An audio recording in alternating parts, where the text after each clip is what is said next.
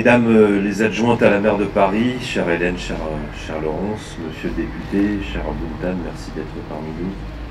Je veux saluer tous mes collègues élus, les présidentes et les présidents d'associations. Je veux particulièrement saluer aussi plusieurs personnes qui ont souhaité être présentes parce que proches de femmes qui sont mortes sous les coups d'un conjoint ou d'un mari. Lors de la séance du conseil municipal de mai 2021, j'ai émis le vœu qu'un espace public soit nommé en hommage aux femmes victimes de violences. Et mon adjointe Morgane Lacombe et moi-même souhaitions que cette inauguration se déroule évidemment dans des délais très prompts et qu'elle se situe juste à côté de la place de la Bergère d'Ivry. C'est toi Morgane qui me l'a justement proposé. Un petit mot, la Bergère d'Ivry s'appelait Aimée et elle a trouvé la mort le 25 mai 1827. Cela fait partie de l'histoire du XIIIe, assassinée de 5 coups de poignard par un homme qu'elle venait d'éconduire. Et une dénomination que nous avions décidée d'ailleurs il y a quelques années. Et ça nous semblait effectivement logique et normal d'installer cette place juste à côté, ça nous permettra de lui rendre hommage aussi. Je suis particulièrement ému de vous accueillir dans notre 13e aujourd'hui. Et si cette place existe aujourd'hui, si ce projet s'est matérialisé aussi rapidement, c'est grâce à vous toutes et à vous tous. Grâce à votre soutien, grâce à votre mobilisation, et je tiens à vous en remercier très chaleureusement. Mesdames et messieurs, peut-être l'ignorez-vous, mais le 13e a engagé depuis quelques années, évidemment avec le point de soutien de la ville, une action pour la reconnaissance et la valorisation des femmes célèbres, oubliées trop longtemps dans les dénominations, afin qu'elles soient honorées dans l'espace public parisien, cet espace qui est notre mémoire commune, sensible et partagée. Ainsi, le mois dernier, avec toi, chère Laurence, nous inaugurions une sculpture en hommage à Joséphine Baker, et il y a quelques jours, nous étions réunis pour dévoiler la rue Viviane Meyer. Les noms de Françoise Dolto, Garda Tarot, Madeleine Bresse, Louise Bourgeois, Laure Albin Guillot, Annie Girardot, Aurélie Nemours, tant d'autres ont été donnés à des rues, places, jardins, équipements de notre arrondissement. Et c'est parce que nous menons bien ce travail qui nous semblait impérieux, indispensable, essentiel, d'honorer également toutes ces femmes plus anonymes qui ne font hélas la une des journaux qu'à la rubrique des faits divers, comme on dit. Un matin, j'allume ma radio. Le drame épouvantable annoncé par un journaliste retentit encore aujourd'hui dans ma mémoire. Encore un fait de trop, c'est toujours un fait de trop. Et de ces faits de trop, nous plonge dans l'incompréhension, la sidération et surtout l'indignation et la colère. Ces meurtres innobables, les coups, les balles, les défenestrations, les corps sur lesquels on roule avec une voiture et on repasse dessus, ce qu'on brûle. Chaque événement alourdit encore le cortège d'horreur que nous connaissons hélas trop bien. Il nous fallait un lieu de recueillement, un lieu de commémoration pour rendre hommage à celles qui subissent au quotidien des violences et qui pour certaines ont payé le prix de leur vie. Vous le savez, c'est la journée dédiée à la lutte contre les violences faites aux femmes et cette place nous permettra de déposer ici nos pensées pour elles, en ce jour, mais aussi chaque jour. Permettez-moi donc, non sans douleur, de vous rappeler quelques chiffres qui en disent long sur l'état de notre société. Un fémicide est commis tous les 2 jours et demi en France et nous venons pour l'année 2021 de franchir le seuil intolérable des 100 victimes.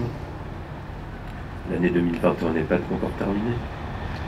La préfecture de police estime que les victimes de violences conjugales, 1 sur 5, passent les portes du commissariat et déposent plainte, 1 sur 5 seulement, et ce chiffre d'ailleurs est peut-être optimiste. Malgré cela, ils ont dénombré 17 000 faits de violences conjugales, constaté une augmentation de plus de 10% durant ces derniers mois. Nous étions évidemment toutes et tous très inquiets durant les confinements, nous avions bien cela à l'esprit, mais rappelons les chiffres habituels. 220 000 femmes sont victimes de violences physiques, sexuelles et psychologiques dans leur couple chaque année.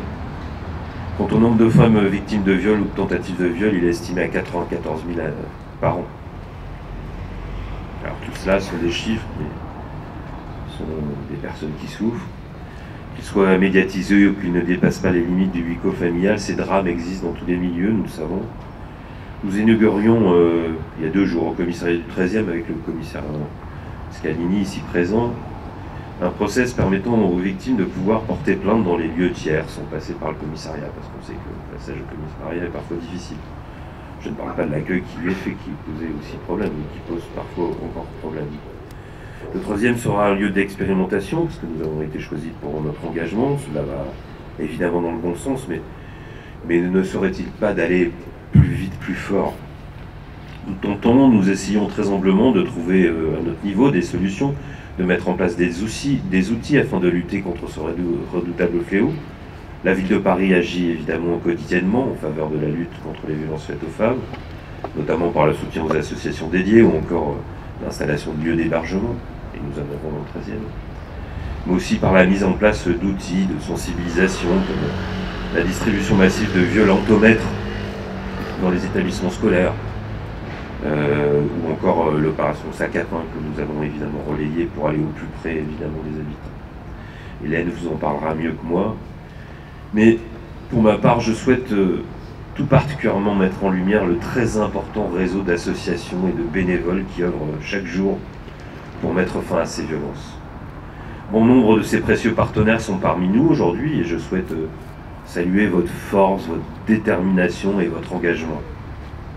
Malgré cela, malgré les actions, malgré le travail, malgré le dévouement, la cellule privée reste par définition une cellule dans laquelle on ne rentre pas, une cellule dans laquelle a priori on est en sécurité, ou en tout cas on devrait être en sécurité. Une cellule qui, lorsque la porte se ferme, peut basculer dans un lieu de supplice, de cauchemar, de prison.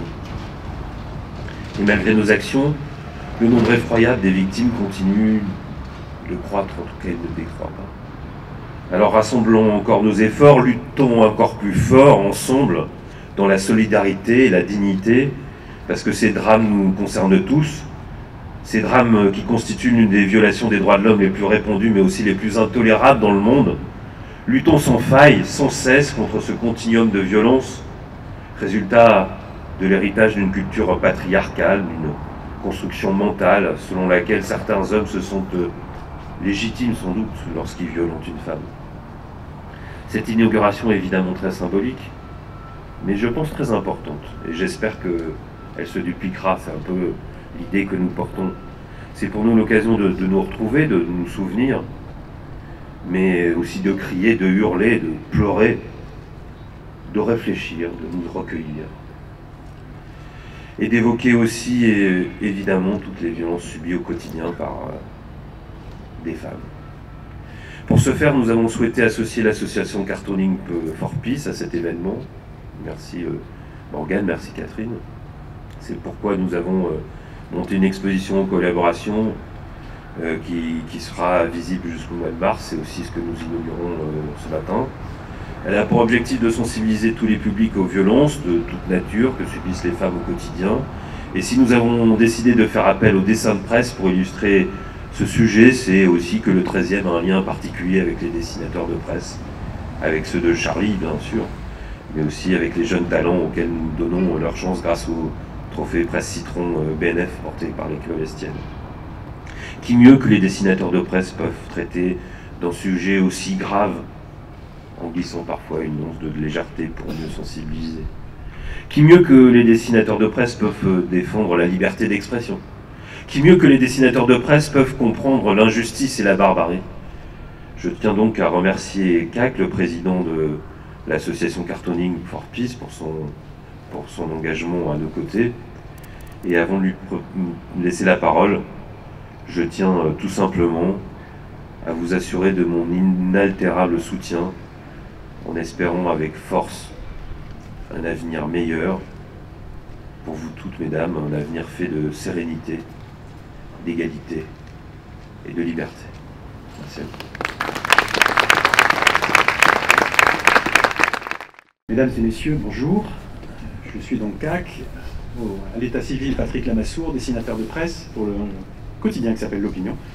Et ici, au titre de mon rôle de président de Cartooning for Peace, je remercie vivement, sincèrement, toute l'équipe municipale, monsieur le maire, Monsieur le maire, Madame Bidard, Madame Lacan, Madame Deguel d'Angelo, toute l'équipe de la mairie pour cet événement très important, sur une cause évidemment absolument fondamentale, pour vous toutes, pour vous tous, pour nous à Cartooning for Peace.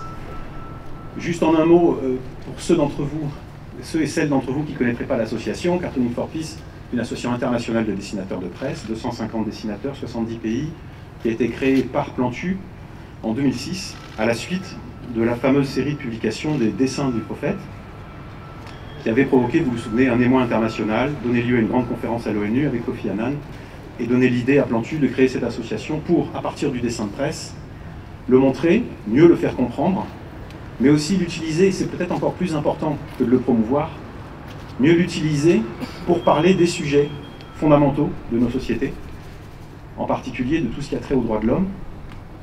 Et donc, dès le départ, les actions de l'association n'ont pas eu pour simple but de faire la promotion de notre travail à nous les dessinateurs et de montrer nos œuvres, mais a eu pour but de travailler sur le vivre ensemble et d'utiliser le dessin de presse parce qu'en fait, effectivement, le dessin de presse est immédiatement accessible pour la plupart d'entre eux, facile à comprendre, ou s'il n'est pas facile à comprendre, il crée une émotion, en tout cas, il crée une réaction. C'est un très bon support pour lancer les conversations, c'est le travail que nous faisons beaucoup à Cartooning for Peace, dans les conférences, dans les lieux d'enseignement, écoles, collèges, lycées, dans les lieux de détention, où nous utilisons le dessin de presse pour parler, en réalité, des droits de l'homme, et de l'un d'entre eux, très fondamentaux évidemment, la liberté d'expression, de créer les conditions d'un débat, un débat pour se comprendre, pour vivre côte à côte et être capable, même lorsqu'on n'a pas les mêmes opinions, ce qui sera toujours le cas avec 7 milliards d'habitants sur notre planète, même lorsqu'on n'a pas les mêmes opinions, d'être capable de vivre ensemble, malgré cela. Alors quel rapport, me direz-vous, avec la cause qui nous réunit, nous rassemble aujourd'hui? Eh bien, dès le départ, dès que l'équipe Plantu à leur tête a commencé à aller dans les écoles, à faire des conférences, à faire des expositions autour de thématiques, il y a une thématique qui s'est imposée évidemment tout de suite, qui est la thématique des droits des femmes. Pourquoi? Tout simplement, le dessinateur de presse, vous l'avez très bien dit, monsieur le maire, le dessinateur de presse, qu'est-ce qu'il fait finalement? Tout d'un coup, il va donner son opinion, c'est une chose, mais il va pointer du doigt. Il va pointer du doigt une injustice, une situation ridicule, souvent en direction de qui? Des puissants. Alors les puissants au sens large, les puissants ne sont pas forcément que nos gouvernants, que les hommes d'affaires. Les puissants, ça peut être des groupes de pression, des gens qui à un moment donné vont tordre une idée, vont vouloir l'imposer aux autres. C'est ça que nous, dessinateurs de presse, essayons de montrer. Notre petit message, c'est on vous voit. C'est pas grand-chose, mais on signale aux gens, on vous voit, et on le montre aux autres. Et très rapidement, dès le départ, peut-être ce qui est la mère des causes, la mère de toutes les causes, le droit des femmes s'est imposé comme une thématique dominante dans nos ateliers, dans nos expositions, tout simplement parce qu'il est apparu évident à tous les dessinateurs et dessinatrices, chaque jour dans notre travail, que quand vous avez une moitié de l'humanité qui, consciemment ou inconsciemment, au fil des siècles, au fil des millénaires, a décidé de dominer une autre moitié, que c'est forcément quelque chose qu'on souhaite pointer du doigt, qu'on souhaite dénoncer, sur lequel on souhaite travailler tous ensemble pour faire en sorte petit à petit, tout doucement, de remonter la pente et d'améliorer les choses. Ça s'est traduit pour nous par, systématiquement dans nos ateliers, dans les écoles, d'avoir cette thématique mise en avant, par 2 livres qui ont été édités avec Gallimard et le soutien d'Amnesty International, dont je remercie le vice-président France qui est présent parmi nous aujourd'hui. Place aux femmes, préfacé par Elisabeth Badinter, En avant toutes, qui a donné le lieu à cette exposition, préfacé par Laure Adler, et qui nous a ensuite amené à faire un effort aussi dans l'adhésion dans le monde 250 dessinateurs et dessinatrices. Quelle proportion de femmes? Je suis sûr que vous vous êtes posé la question.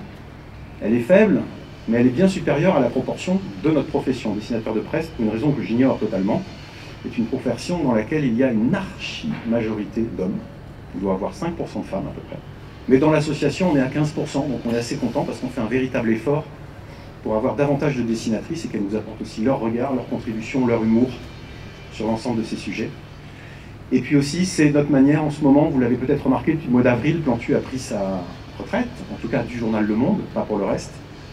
Il a pris sa retraite et il a été remplacé à la une du Monde par des dessinateurs et dessinatrices de Cartooning for Peace. Et là aussi, dans notre dialogue avec Le Monde, il y a une insistance très forte de notre part et de la leur, pour ça qu'on s'est bien entendu, à faire en sorte que dans les dessins qu'ils choisissent, le plus régulièrement possible, on mette en avant des dessins faits par des dessinatrices.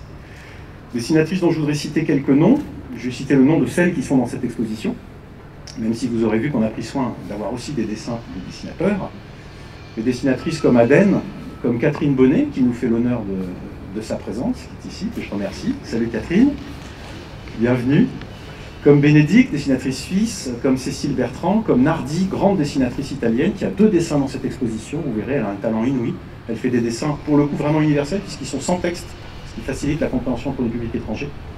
Et puis enfin, Firozeh, que je souhaitais citer en dernier. Firozeh, dont le dessin est là-bas, c'est la petite maison noire que vous voyez, je vous inviterai à aller le regarder, qui est une dessinatrice iranienne. Et à titre personnel, j'avoue que j'ai une admiration sans borne. Je suis épaté parmi les personnes que, franchement, j'admire le plus.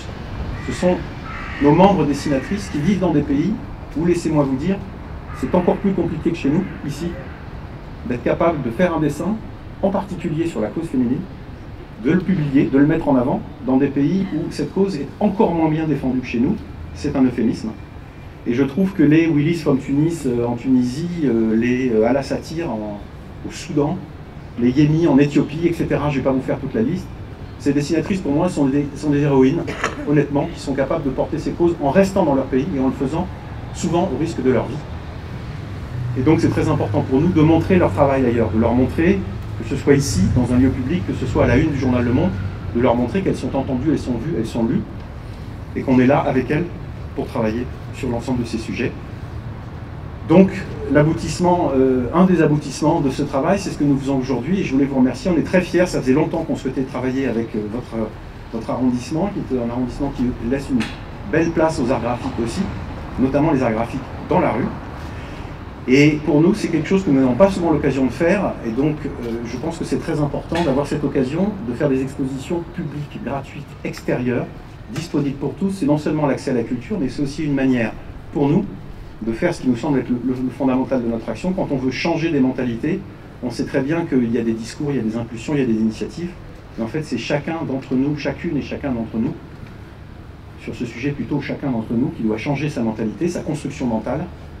Et pour ça, tout simplement, il faut exposer les dessins à un maximum de gens, avoir un petit moment, un quart d'heure, un dimanche matin en se promenant, tout d'un coup, on tombe sur cette thématique à laquelle on n'avait pas forcément prévu de penser ce jour-là, et on va y tomber parce qu'elle est dans la rue, elle est au pied de chez nous, et elle va nous rappeler qu'il faut que, doucement, on modifie la façon dont on se comporte sur l'ensemble de ces sujets. Donc je vous remercie vraiment pour cette opportunité, on est très fiers d'être ici avec vous, et je vous souhaite une bonne exposition à toutes et tous. Merci. Donc je suis Sandrine Boucher, donc la présidente de l'Union nationale des familles de féminicide. Je suis également une sœur de victime qui a été assassinée en 2017 alors qu'elle avait que 34 ans. Je voulais vous remercier déjà de nous avoir conviés, nous, association de terrain. Merci. Donc oui, je voulais vous remercier de nous avoir conviés, nous, association de terrain, à cette cérémonie, car c'est vraiment très important pour les familles de victimes de pouvoir rendre hommage à leurs proches disparus. Donc l'UNFF a été créée en 2019 au début du Grenelle, par exclusivement des familles de victimes. Nous avons 2 missions principales.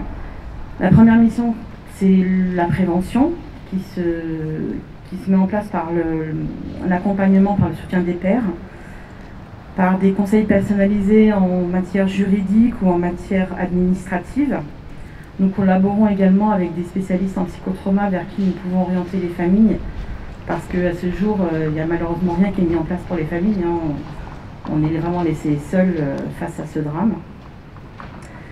Et notre deuxième mission, c'est la prévention, qui est extrêmement importante. Elle se décline en plusieurs axes dans notre association. Donc nous intervenons auprès des auteurs de violences intrafamiliales avec le SPIP. On amène notre témoignage sur les conséquences que peuvent avoir les actes de ces hommes sur les familles et plus particulièrement sur leurs enfants. Nous participons également à la formation des gendarmes dans les maisons de protection de la famille, de la même façon par notre témoignage sur les différentes défaillances qu'il y a pu avoir, sur l'annonce du décès qui parfois est compliquée et bien souvent on l'apprend par la presse avant de le savoir par la police.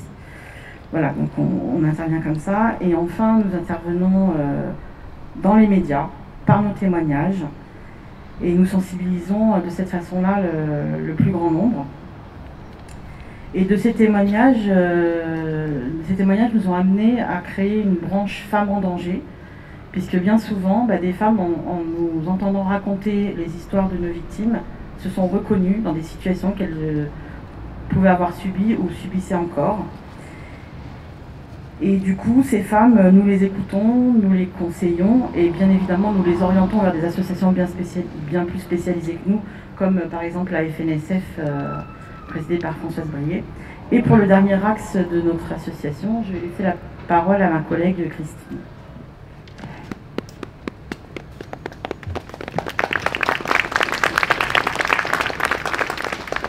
Bonjour, je m'appelle Christine Launois, je travaille dans l'association plus particulièrement pour tout ce qui est lobbying, changement des lois actuelles et changement des statuts qui peuvent exister à l'heure actuelle. On est plusieurs dans l'association, chacune a une fonction très particulière, ce qui nous permet d'être plus efficace en fait. Voilà. Mon job, c'est faire du lobbying auprès des institutions en dénonçant les manquements cruels qu'on peut constater dans la loi actuelle, notamment concernant les enfants qui sont, je considère non pas comme des victimes collatérales des féminicides, mais comme de véritables victimes à part entière, comme les femmes qui ont été tuées. J'ai constaté en étudiant les textes de loi qu'il n'y a aucun statut concernant les enfants de victimes de féminicide, ni pour les familles proches, les ascendants, les descendants, les frères et sœurs. Et je suis en train de travailler au sein de l'association sur la rédaction d'un statut destiné à ces victimes proches, notamment les enfants, et notamment nous travaillons à une charte d'envergure beaucoup plus complète qui vise tous les, tous les liens en rapport avec un féminicide. Un féminicide met en œuvre plusieurs parties du droit, le droit civil, le droit successoral, le nettoyage de scènes de crime par exemple. Il faut savoir qu'en France, le nettoyage de scènes de crime n'est pas pris en charge par l'État, il est laissé à la charge des familles, ce qui est complètement aberrant, et qu'il n'y a pas non plus de société spécialisée en nettoyage de scènes de crime. Ça nécessite des compétences bien particulières qui existent à l'étranger, qui n'existent pas en France. Bon, on travaille donc à cette charte avec l'idée de faire évoluer et changer la loi pour véritablement être digne d'une loi française, parce que les lois qui peuvent exister en Italie ou en Espagne notamment sont beaucoup plus avancées dans le domaine. Vous parliez, monsieur, tout à l'heure de la sensibilisation du grand public. C'est également une de nos causes. Nous avons une exposition de tableaux faite par un peintre qui travaille avec nous, et nous pensons que pour faire avancer la loi, pour faire avancer le droit des femmes et le droit des enfants, il faut sensibiliser un maximum de personnes, et que la sensibilisation passe aussi par l'art, comme ce que vous faites. Et donc nous avons créé une exposition qui a eu lieu au mois de septembre à Aix-en-Provence, et au mois d'octobre, novembre à Célestat, une exposition complètement gratuite qui se déroule généralement dans des lieux de justice. Là c'était au tribunal de Célestat et c'était également au tribunal d'Aix-en-Provence, qui est destinée à montrer que les femmes ne sont pas uniquement des numéros. Quand vous voyez le visage de ces femmes, et on a écrit un petit mémo sur chaque portrait, on sait ce que faisait cette femme, on sait combien d'enfants elle avait, et on sait ce qu'elle aimait, ça vous renvoie la réalité vraiment en face, et vous dites non, on ne peut pas laisser les choses ainsi, il faut faire quelque chose.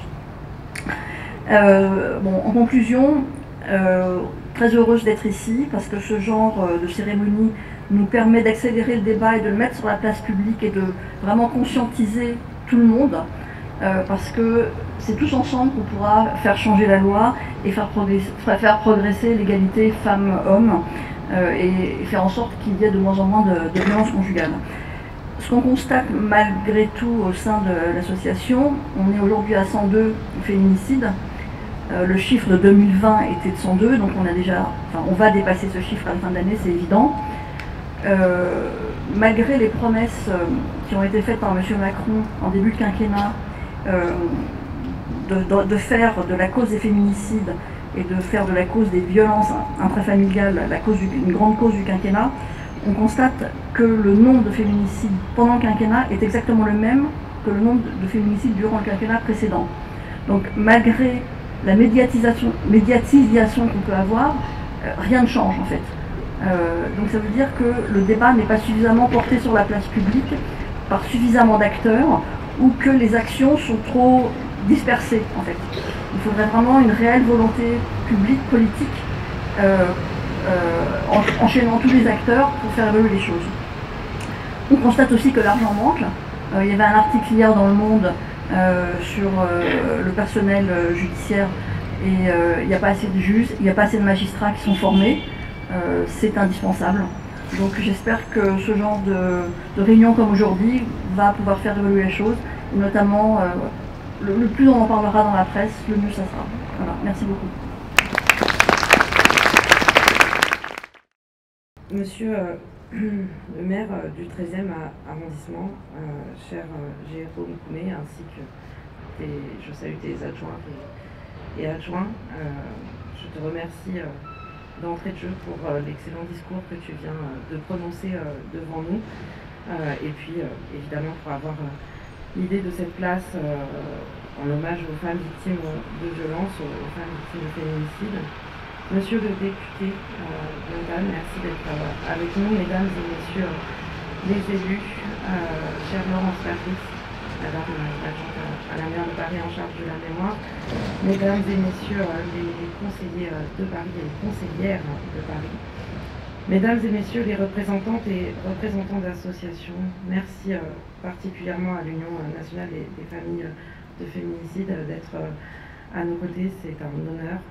Votre présence et votre prise de parole nous obligent. Je salue aussi les autres associations féministes. Vous me pardonnerez de ne pas toutes les citer. Je vois Irène Ansari, bien sûr, de la Ligue des femmes iraniennes, et nous pensons en effet aux femmes partout dans le monde, et notamment aux femmes afghanes. Je salue les Femmes qui sont toujours à nos côtés et qui ont un rôle important de plaidoyer et de sensibilisation du grand public.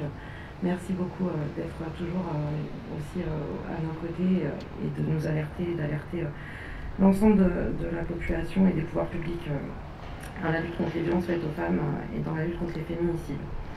Je vous remercie beaucoup de votre présence pour cette inauguration de la place en hommage et je dirais en fémage aux victimes, aux femmes victimes de violences, à laquelle j'ai donc l'honneur de représenter la maire de Paris, que j'excuse, mais vous connaissez son engagement féministe indéfectible. Donc, comme je le disais, je veux remercier la mairie du 13e arrondissement, Jérôme Koumé, d'avoir permis la réalisation de cette initiative dans le 13e arrondissement, particulièrement. Et je suis vraiment très honorée, encore une fois, de représenter ici la maire de Paris. La lutte contre toutes les formes de violences faites aux femmes est l'un des enjeux majeurs de notre époque. Elle nécessite des réponses urgentes et massives, vous les avez évoquées. En France, chaque année, au moins 94 000 femmes de 18 à 75 ans déclarent avoir été victimes de viol ou tentatives de viol.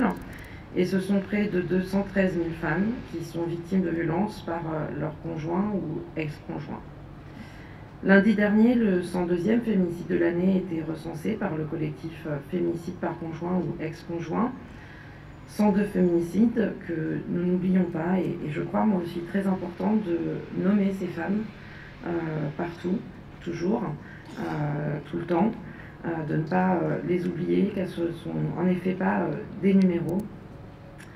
Mais ces 102 femmes que nous n'oublions pas, dont la fin tragique nous rappelle l'actualité criante de la tristement célèbre citation de Benoît de Groot: « Le féminisme n'a jamais tué personne, le machisme, lui, tue chaque jour. » 102 femmes de tous les milieux sociaux, de tous les âges, 20% d'entre elles avaient plus de 70 ans. Tous les milieux sociaux, tous les âges, partout. S'il y a bien quelque chose malheureusement qu'il y a en commun dans la société, partout, dans tous les quartiers, c'est cette violence faite aux femmes. Comme le rappelaient les pancartes de la Grande Marche qui a réuni 50 000 personnes contre les violences faites aux femmes samedi dernier, cette Grande Marche à l'initiative de nous toutes et des collectifs d'associations, partis et syndicats, à Paris, 65% des victimes de féminicide avaient pris contact avec les autorités pour dénoncer les violences qu'elles subissaient. 65% étaient en contact avec les autorités publiques.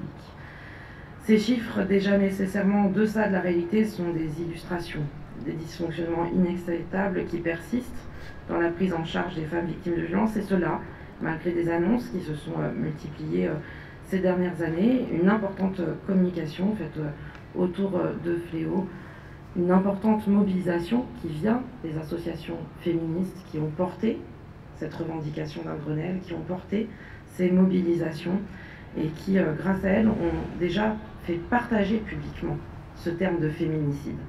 Parce qu'il y a encore quelques années, nous étions bien trop peu nombreuses à utiliser le terme de féminicide. Et aujourd'hui, nous voyons que grâce à cette mobilisation des associations, des femmes victimes de violences, des associations féministes, le terme féminicide est maintenant un terme approprié par tout le monde, ce qui permet déjà de visibiliser, de rendre public, de montrer la réalité de ces violences. Plus personne ne pourra faire comme si on ne savait pas le caractère massif de ces violences faites aux femmes, le caractère massif des meurtres de femmes, de ces féminicides. Les constats des dysfonctionnements de ce type sont applicables à l'ensemble des violences sexistes et sexuelles, l'ensemble des violences faites aux femmes. Dans les faits, les professionnels ne sont souvent pas mis en mesure de préserver l'intégrité physique et morale des femmes qui les saisissent. Les professionnels de la police, de la justice, les professionnels du soin, des hôpitaux, sont tous en difficulté pour répondre à cette prise en charge. Quand ils posent la question, quand ils osent poser la question, ils sont souvent pas assez formés, pas assez outillés, ils ne savent pas vers où orienter, ils sont souvent en grande difficulté, faute de moyens, ce qui fait que donc 65% des victimes de féminicide avaient pris contact avec les autorités. C'est un échec qui nous saisit, un échec qui nous oblige à réfléchir beaucoup plus et à y mettre les moyens. Répondre à cette situation alarmante nécessite la mise en place de politiques publiques globales d'ampleur, partout, avec toutes les institutions, portées financièrement pour être pleinement effectives. Les violences faites aux femmes ne procèdent pas d'histoires isolées. Ce ne sont pas des cas particuliers, mais une véritable logique systémique, c'est-à-dire inhérente à la société aujourd'hui dans son ensemble. Elles peuvent revêtir plusieurs formes. Évidemment, on parle du continuum des violences faites aux femmes, des violences verbales, psychologiques, sexuelles, physiques, dans la rue, sur le net, à la maison, beaucoup à la maison, là où on devrait en effet se sentir le plus en sécurité et où on est dans la réalité, le plus en insécurité pour les femmes. Elles concernent donc toutes les catégories sociales, tous les âges, toutes les cultures, s'exercent dans les sphères tant privées que publiques, le couple, la famille, les amis, l'espace public, numérique, les institutions. En effet, ces violences découlent de ce que l'on appelle le système patriarcal, cette forme d'organisation sociale, fondée sur les dominations d'hommes sur les femmes, cette forme d'organisation sociale qu'il faut dénoncer, visibiliser, comprendre, pour mieux expliquer, pour pouvoir mieux lutter contre ce système. Cette organisation repose sur des mécanismes et représentations sexistes et machistes qui renvoient chacune et chacun à des rôles et comportements sociaux prédéterminés, binaires, hiérarchisés. Les violences faites aux femmes sont à la fois le fruit de ce système sexiste et les piliers d'un rappel à l'ordre patriarcal qui permet de le maintenir en place. Alors depuis le début de la vague planétaire MeToo, depuis 2018, fin 2017, début 2018, les luttes féministes sont entrées dans une nouvelle ère, une ère qui a entraîné un abaissement drastique du seuil de tolérance sociale à l'égard des violences sexistes et sexuelles, à l'égard des violences faites aux femmes. Cela s'est traduit par une volonté de changement global et radical du terreau qu'offre encore notre société à la reproduction et au renforcement des violences sexistes particulièrement enracinées dans notre construction sociale. Aussi, le féminisme lutte contre ce système discriminatoire, produisant des inégalités de genre qui ont encore été aggravées par la crise sanitaire, malheureusement.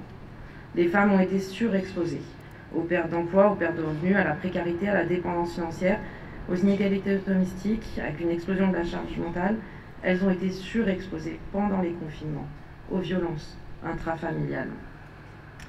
Nous le savons aujourd'hui et nous le voyons dans les chiffres, l'augmentation des plaintes sont probablement aussi le résultat de la suite de ces confinements, avec un certain temps de latence, parce que, évidemment, il faut du temps pour oser pousser la porte d'un commissariat, oser aller déposer plainte. et donc comment ne pas le comprendre. Évidemment, c'est aussi le résultat des différents confinements qui étaient nécessaires, mais qui, bien sûr, nous ont beaucoup mis en alerte sur ces violences conjugales. Pourtant, comme le soulignait Gisèle Halimi, sans indépendance économique, ne nous racontons pas d'histoire, il n'y a pas de libération des femmes, car nous savons bien que cela implique en termes d'emprise et de possibilité de partir dans des situations de violence, notamment lorsque ces femmes ont des enfants. Je veux le redire, nous le savons, la loi, c'est le conjoint violent qui doit quitter le domicile. Mais si les femmes décident de partir, c'est très souvent parce qu'en fait elles n'ont pas le choix. Parce qu'elles veulent aussi quitter ce lieu où elles ont été battues, parce qu'elles sont dans une urgence. Nous avons mis à l'abri des femmes victimes de violences conjugales avec leurs enfants qui partaient pendant le confinement des vendredis soirs avec juste leur sac à main et un petit sac pour les enfants, des situations absolument dramatiques. Nous avons continué à développer les téléphones grave danger, nous sommes passés de 20 téléphones à 50. Nous savons qu'à chaque fois que nous avons agi pour mettre à l'abri, pour donner des téléphones, ce sont des féminicides que nous avons empêchés. Sinon, ils auraient eu lieu, je n'en ai aucun doute. Et donc, il faut renforcer ces dispositifs qui sont connus, mais qui nécessitent d'être plus financés, d'être généralisés, globalisés. Outre les inégalités, le système sexiste produit aussi donc ce qu'on appelle les violences faites aux femmes, les violences sexistes, c'est-à-dire les violences perpétrées envers les femmes parce qu'elles sont des femmes, phénomène que cette nouvelle dénomination entend à visibiliser. La ville de Paris, vous l'avez dit, monsieur le maire, essaye de faire énormément pour mettre en lumière ces violences et pour agir concrètement avec la création d'un observatoire parisien des violences faites aux femmes en 2014, dont nombre d'associations, une soixantaine d'associations à Paris sont membres d'associations qui accompagnent concrètement les femmes victimes de violences, ainsi que les institutions comme le parquet, la préfecture de police, la PHP, l'éducation nationale. Nous essayons de faire, nous avons augmenté de 93% nos subventions entre 2017 et 2020, et pourtant, nous culpabilisons toutes et tous, je pense, dans cet observatoire parisien des violences faites aux femmes, car nous voudrions toutes faire plus, mieux, aller beaucoup plus loin, arriver à coordonner les différents dispositifs qui marchent, qui fonctionnent, arriver à agir auprès de beaucoup plus de femmes. Aujourd'hui, 17 500 et quelques femmes sont accompagnées par les associations financées par la ville de Paris, et nous savons que c'est le haut de l'iceberg, nous savons que nous aidons ces femmes et que nous y sommes très utiles, mais nous savons qu'il faut aller encore plus loin. Il y a des expérimentations qui commencent à voir le jour, notamment 3 lieux dans des hôpitaux parisiens, où les femmes vont pouvoir être accueillies par des professionnels de santé formés sur le sujet, où elles pourront déposer plainte sur place, et où des associations féministes, je me permets de désigner CIDFF, HAFB, Elles y imaginent, ou encore Aurore, des associations féministes vont aussi accompagner ces femmes.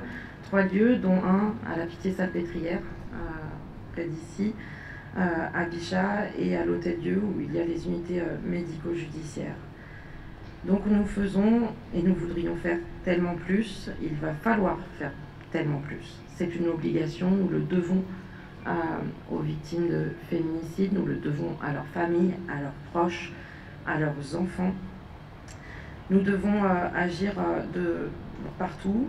Il y a ces dénominations, et je veux remercier beaucoup Laurence Patrice pour le travail qui est fait, parce que visibiliser les femmes, donner un matrimoine à Paris, les femmes dans tout ce qu'elles ont pu faire, c'est extrêmement important. On augmente toujours plus le pourcentage de visibilisation des femmes, mais au-delà de ça, visibiliser les féministes et les combats féministes au travers de ces dénominations. Je pense à la dénomination Françoise Héritier, je pense à la dénomination Maya Surdut. C'est aussi extrêmement important d'arriver à nous doter de ce matrimoine-là, parce que ces plaques, elles restent dans notre histoire, c'est une histoire commune.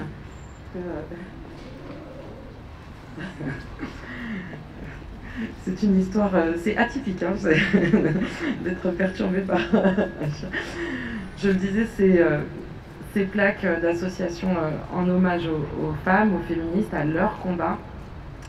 Ça fait partie d'une histoire commune que nous construisons aussi pour les générations futures, de ces lieux de recueillement aussi. Merci beaucoup pour ce lieu particulièrement. Voilà, vous l'aurez compris, il y a encore beaucoup à faire. Cette dénomination est certes symbolique, comme le disait Jérôme Koumé, mais elle compte beaucoup dans l'ensemble, dans la globalité de ce que nous faisons déjà, dans ce que nous voulons continuer. Je voudrais avoir, pour dernier mot, saluer particulièrement les proches des victimes de féminicide qui sont ici. Je veux vous saluer, vous remercier, vous dire que c'est un honneur que vous soyez venus ici à nos côtés, vous dire qu'on va continuer et que votre combat nous oblige, que nous sommes extrêmement impressionnés parce que vous avez traversé, parce que vous continuez de traverser, par l'impact que cela a aussi sur vos vies, sur la vie des enfants, des femmes qui ont été tuées. Nous pensons beaucoup à eux, au fait qu'il faut décidément agir tellement plus en amont pour que ça n'arrive plus jamais, pour que nous n'ayons plus à nous réunir, parce que je crois qu'il est possible de venir à bout de ce phénomène-là. Il est possible que l'ensemble de la société se réveille, qui prend conscience. Il est possible d'emmener cette société pour de nouveaux dispositifs, pour que nous arrivions à éradiquer ce phénomène. Et donc je pense qu'ensemble, nous connaissons les solutions, nous en connaissons certaines, nous en trouverons d'autres. Et il faut que nous soyons, tous les pouvoirs publics, à votre écoute, parce qu'il est possible d'en finir. Merci beaucoup.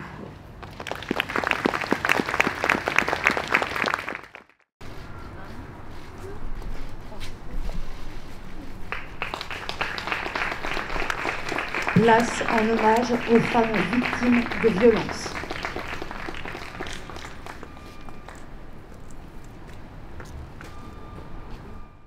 Le temps de la colère, les femmes, notre temps est arrivé. Connaissons notre force, les femmes, découvrons-nous des milliers. Levons-nous, sœurs de peine, et brisons toutes nos chaînes.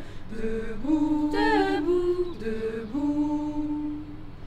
Reconnaissons-nous les femmes, parlons-nous, regardons-nous. Ensemble on nous opprime les femmes, ensemble révoltons-nous. Levons-nous, sœurs de peine, et brisons toutes nos chaînes.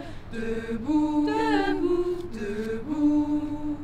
Levons-nous, sœurs de peine, et brisons toutes nos chaînes. Debout, debout.